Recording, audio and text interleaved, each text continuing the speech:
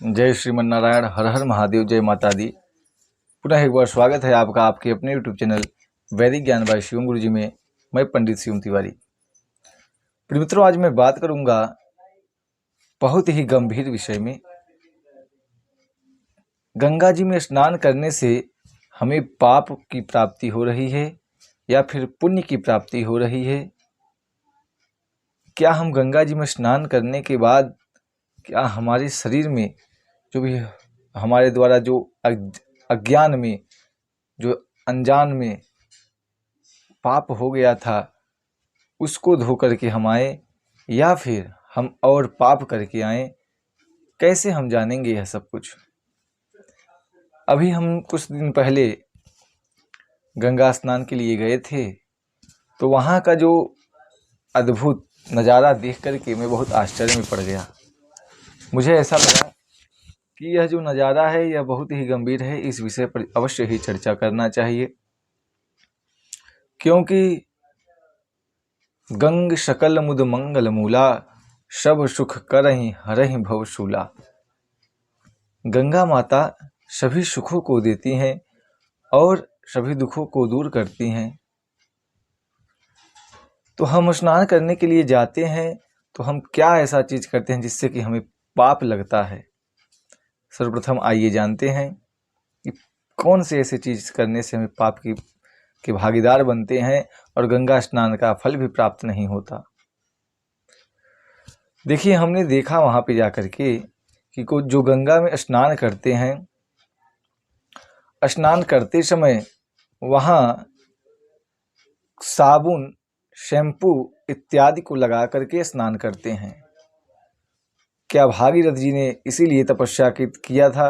उनके पूर्वजों ने इसीलिए तपस्या किया था कि आप जो है गंगा में स्नान करने के लिए अच्छे अच्छे साबुन को ले जा करके, अच्छे अच्छे शैम्पू को ले जा करके बढ़िया स्नान करें।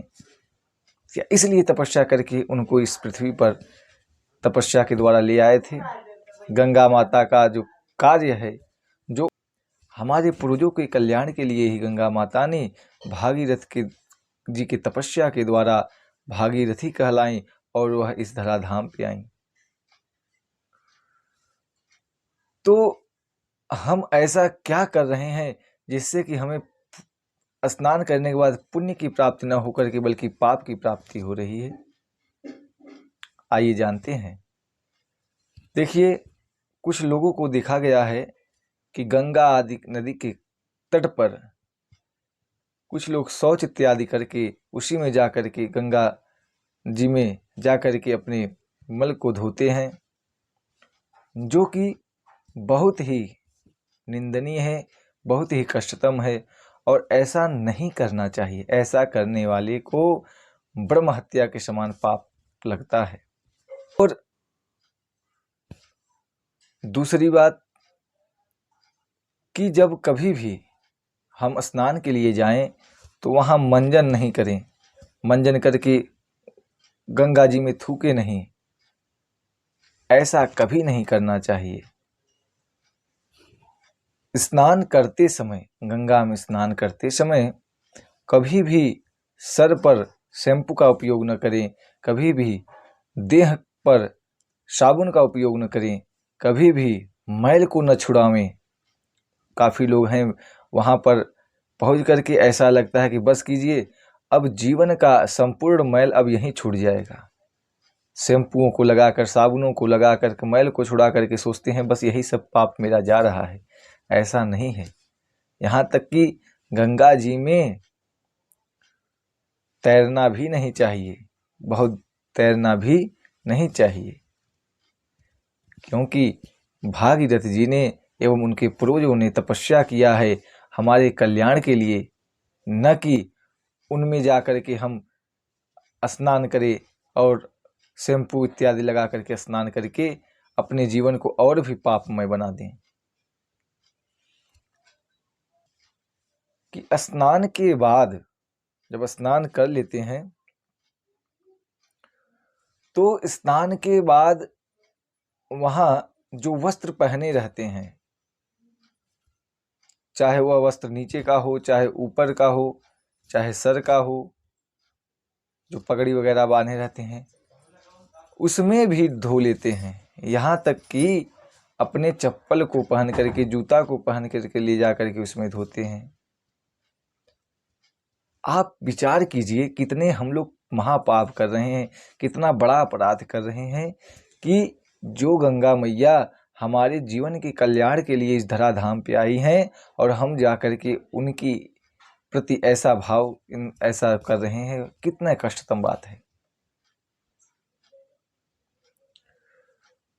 कभी भी गंगा माता के पास कभी भी अपने कपड़े को न धोएं, कभी भी अपने वस्त्र को न धोएं। जिस प्रकार आपने वस्त्र निकाला है, ठीक उसी प्रकार यदि आपके पास बैग इत्यादि कुछ हो तो उसमें आप अपने कपड़े को रखिए और उसी को लेकर के घर आइए। घर ला करके खूब बढ़िया से साबुन लगा करके धोइए, जो इच्छा हो करिए। किंतु गंगा माता के तट पर यह सब कार्य कभी नहीं करना चाहिए। इससे महापाप होता है। अब पुण्य की प्राप्ति कैसे होगी? घर से स्नान ध्यान कर करके, स्नान करने के बाद एक नए वस्त्र को पहन करके ही जाएं। वस्त्र पहन करके जाने के बाद वस्त्र वहां निकाल करके अंदर प्रवेश करके प्रणाम करके सर्वप्रथम प्रवेश करना चाहिए। कभी भी ऐसे ही नहीं चला जाना चाहिए।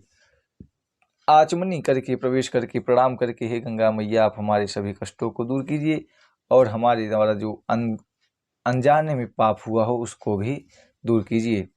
ऐसा कह करके केवल 5 डुबकी, 7 डुबकी, 9, 11 जैसा आपकी इच्छा हो उतना डुबकी लगा करके और बाहर निकल करके जो वस्त्र आपने पहना है उसको निकाल करके और तुरंत एक किसी बैग में या कुछ किसी स्थान पर व्यवस्थित करके उसको ले जा करके घर और तभी धोएं। स्नान करने के बाद जब निकलें तो अपने शरीर को किसी भी कपड़े से न पोंछें, कभी भी किसी भी कपड़े से न पोंछें। जैसे है वैसे ही रहने दें। सूख जाए उसके बाद वस्त्र पहने अथवा उसी कपड़े पर, उसी जो भीगा हुआ तन है उसी पर वस्त्र पहने। कुछ समय में वह खुद ही खुद सूख जाएगा। आज के लिए बस इतना ही। यदि आप लोगों को मेरी यह जानकारी अच्छी लगी हो तो आप लोग इसे लाइक करें और सब्सक्राइब करें, ज़्यादा से ज़्यादा शेयर करें, क्योंकि शेयर करने के बाद काफ़ी लोगों तक यह बात पहुंचेगी तो बहुत ही ज़्यादा ज्ञान का विस्तार होगा। इसी के साथ जय श्री राम, हर हर महादेव, जय गंगा मैया।